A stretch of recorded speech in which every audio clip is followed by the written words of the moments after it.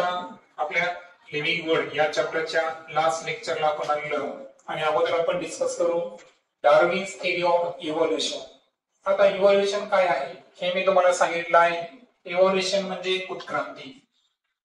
आता तुम्ही उत्क्रांतीचा कालावधी जर पाहिला तर 3.5 कोटी वर्षापूर्वी पृथ्वीवर सजीवच नव्हते है ना. तिथून आपली सुरुवात होते आणि त्यानंतर हळूहळू पृथ्वीवर तुम्हाला मी सांगितलं की पाण्यामध्ये अगोदर सजीव तयार झाले, त्यानंतर उभयचर, त्यानंतर भूचर म्हणजे टेरेस्ट्रियल आणि त्यानंतर बर्ड्स.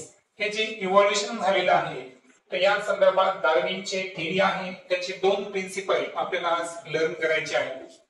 तर पहा, Darwin studied numerous types of plants and animals म्हणजे असंख्य अशा प्राण्यांचा आणि वनस्पतींचा अभ्यास कोणी केला?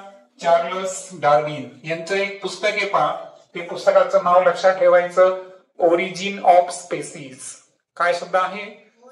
ऑफ स्पेसीज म्हणजे प्रजातींचा जन्म कसा झाला, त्यांचा उगम कसा झाला या संदर्भातला हे पुस्तक आहे पहा.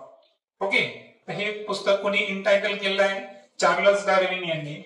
आणि त्यांचं पहिलं प्रिन्सिपल काय आहे? Survival of the fittest. हे आहे डार्विनचं फर्स्ट प्रिन्सिपल.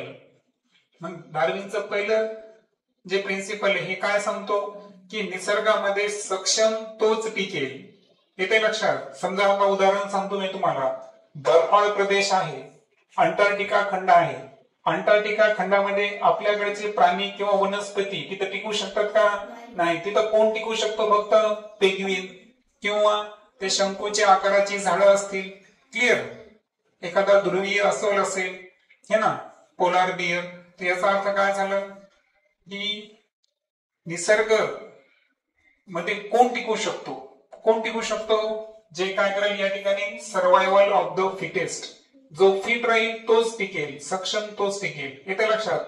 आता लक्षात घ्या, समजा आपल्या आजूबाजूला काय झालं, प्रचंड प्रमाणात काय झालं, टेम्परेचर वाढलं. काय झालं? खूप टेम्परेचर वाढलं अचानक. आता या टेम्परेचर मध्ये कोण टिकेल? की जो सजीव त्या टेम्परेचरला काय करू शकतो? सहन करू शकतो, ऍडजस्ट करू शकतो, स्वतःमध्ये त्यानुसार अडॅप्टेशन चेंजेस करेल, तोच टिकेल. जो सक्षम नाही तो टिकणार आहे का? नाही. हा डार्विनचा पहिला प्रिन्सिपल. दुसरा आहे थेरी ऑफ नॅचरल सिलेक्शन. हे आहे डार्विनचं सेकंड प्रिन्सिपल. आता थेरी ऑफ नॅचरल सिलेक्शन म्हणजे काय?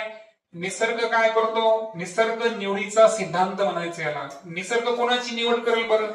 नेचरकडे चॉईस नाही. नेचर म्हणतो की मी जर बदलत असेल तर बदलत्या निसर्गानुसार जो स्वतःला फिट ठेवेल मीच त्याची काय करणार? निवड करेल. एक लक्षात पहा. आता आपण बघतो की वनस्पतींच्या असंख्य प्रजाती आहेत, पण प्रत्येक प्रजाती आपल्या एरियामध्ये येऊ शकते का? हापूस आंबा आपल्या एरियामध्ये येतो का? नाही. कारण आपल्याकडचा नेचर आहे तो त्याला निवडतो का? नाही. म्हणजे हे आहे डार्विनचा second principle, theory of natural selection. So overall Darwin संदर्भात 3 गोष्टी लक्षात ठेवा. पहिलं की त्यांनी कोणती पुस्तक लिहिलं होतं? Origin of species. त्यांच्या फर्स्ट प्रिन्सिपलचं नाव काय आहे? Survival of the fittest. Fittest म्हणजे सक्षम तोच टिकेल. आणि दुसरं जे चार्ल्स डार्विनचा सिद्धांत आहे तो काय आहे? थेरी ऑफ नॅचरल सिलेक्शन म्हणजे निसर्ग निवडीचा सिद्धांत. निसर्ग त्याचीच निवड करेल जो फिट राहील, निसर्गानुसार स्वतःमध्ये चेंजेस आणेल. त्यानंतर आता आपण डिस्कस करूया हायरार्की ऑफ क्लासिफिकेशन. आता क्लासिफिकेशन संदर्भात इयत्ता 8वी मध्ये तुम्हाला चॅप्टर आहे पहा. पुढच्या स्टँडर्ड मध्ये शिकणार आहे तुम्ही की अनेक शास्त्रज्ञांनी क्लासिफिकेशन करण्याचा प्रयत्न केला आहे आणि त्यामध्ये आपण रॉबर्ट व्हिटाकर यांची पंचसृष्टी पद्धत म्हणजे 5 किंगडम सिस्टम या ठिकाणी यूज करत असतो. परंतु हे आपल्याला या इयत्तेमध्ये शिकायचं नाहीये. तर आपल्याला काय करायचं आहे की आपल्याला हायरार्की ऑफ क्लासिफिकेशन मध्ये पहा, एक लक्षात घ्या, आपण सजीवांचे 5 सृष्टी सांगितल्या मी तुम्हाला. 5 सृष्टी कोणत्या मी सांगतो तुम्हाला. एक आहे पहा किंगडम मोनेरा, दुसरा आहे किंगडम प्रोटिस्टा, तिसरा आहे किंगडम फंगाय, किंगडम एनिमेलिया आणि किंगडम प्लांटी. पहा मी काय सांगितलं तुम्हाला की 5 प्रकारचे किंगडम आहेत. किती प्रकारचे? 5 प्रकारचे किंगडम. आता ही 5 किंगडम सिस्टीम म्हणू आपण. किती किंगडम सिस्टीम? 5 किंगडम सिस्टीम, जी तुमच्या पुढच्या इयत्तेमध्ये तुम्ही लर्न करणार आहे. ती फक्त तुम्हाला नाव सांगतो. पहिल्यामध्ये पहा, सर्व बॅक्टेरिया येतात. तो किंगडम आहे मोनेरा. कोणता किंगडम आहे? ओके, इथं लिहितो मी. दुसरा आहे प्रोटिस्टा. कोणता आहे? प्रोटिस्टा हा एक किंगडम आहे. तिसरा आहे पहा किंगडम फंगाई. चौथा आहे किंगडम प्लांटी. प्लांटी म्हणले कोणाला? याच्यामध्ये सर्व प्रकारच्या वनस्पती प्लांट्स आले. आणि पाचवं किंगडम आहे किंगडम ॲनिमेलिया. कोणता आहे? Kingdom Animalia. आता याचा डिटेल स्टडी तुम्ही कधी करणार आहे? 8वी मध्ये गेल्यावर. सध्या फक्त लक्षात घ्या की मला सांगा, पृथ्वीवर 87 दशलक्ष म्हणजे 87 मिलियन स्पेसीज आहे. प्रत्येकाचा अभ्यास शक्य आहे का? मग त्याच्या किती सिस्टीम मध्ये विभागणी केली आपण? 5 किंगडम सिस्टीम मध्ये. पैकी आपण काय केलं? एक प्लांट निवडला. कोणता प्लांट आहे तो? मँगो. आणि एक अॅनिमल निवडला. कोण आहे? ह्युमन. म्हणजे आपण स्वतः एक अॅनिमल्स या गटामध्ये मोडतो. आपण कशामध्ये येऊ? Kingdom Animalia. आणि मँगो कशामध्ये येईल? Kingdom Plantae. आता एक एक फीचर पहा दिलाय. मँगोचा किंगडम कोणता आहे? प्लांटी. तर ह्युमनचा किंगडम कोणता आहे? ॲनिमेलिया. त्यानंतर एका किंगडम मध्ये बरेचसे फायलम असतात. हे तर लक्षात. जसं आपल्या शाळेमध्ये शाळा एकच आहे पण वर्ग अनेक आहे, तसं अनेक किंगडम मध्ये, एकाच किंगडम मध्ये काय असतात? अनेक फायलम. काय असतात? अनेक फायलम. म्हणजे अनेक फायलम एकत्र येऊन किंगडम तयार करतात, असं लक्षात ठेवा. आता आपल्या किंगडम जो आहे किंगडम प्लांटी, यामधला आपण एकच फायलम घेऊ सध्या. तर मँगो जो आहे हा ज्या फायलम मध्ये येतो त्यांचं नाव आहे अँथोफायला. काय नाव आहे? आता लक्षात घ्या, फायलम बरेच प्रकारचे आहे. आता आपण अँथोफायला फिलम घेतला तर याच्या अंतर्गत बरेचसे क्लास येतात. यामधला मँगोचा क्लास कोणता आहे? तर मँगोचा क्लास कोणता आहे? डायकॉटिलिडॉन. डायकॉटिलिडॉन म्हणजे काय? की आंब्याचं बी जर घेतलं तुम्ही तर त्याची 2 भागामध्ये काय होते? विभागणी. त्याला म्हणायचं डायकॉटिलिडॉन्स. आणि काही बिया अशा असतात पहा, जसं की नारळ घेतला आपण, त्याचे 2 समान भागामध्ये विभागणी होते का? असं तोडल्यावर नाही. म्हणजे ते कशामध्ये येईल? मोनोकॉटिलिडॉन्स. म्हणजे क्लास लक्षात ठेवा. मँगोचा क्लास कोणता आहे मग? डायकॉटिलिडॉन्स. एका क्लास अंतर्गत बरेचसे ऑर्डर येतात. त्यामध्ये मँगोची जी ऑर्डर आहे ती आहे सॅपिंडेल्स. कोणता आहे? सॅपिंडेल्स. एका ऑर्डर अंतर्गत बऱ्याचशा फॅमिली येतात. त्यामध्ये मँगोची फॅमिली आहे ॲनाकार्डिएसी. कोणती आहे? ॲनाकार्डिएसी. एका फॅमिली अंतर्गत बरेचसे जीनस येतात. त्यामधला मँगोचा जीनस आहे मॅग्निफेरा. आणि एका जीनसच्या अंतर्गत बरेचसे स्पेसीज येतात. आणि मँगो ची स्पेसीजचं नाव काय आहे? इंडिका. आणि जेव्हा आपण पुढे पहा सायंटिफिक नेम बघणार आहे बायनॉमियल नॉमेनक्लेचर, त्यामध्ये तुमच्या लक्षात येईल की मँगोला आपण काय म्हणणार माहितीये का? मँगोला आपण म्हणणार मॅग्निफेरा इंडिका. त्याचं सायंटिफिक नाव काय असेल? मॅग्निफेरा इंडिका. येते लक्षात. सो ओव्हरऑल पहिलं एक लक्षात घ्या, काय सांगितलं मी?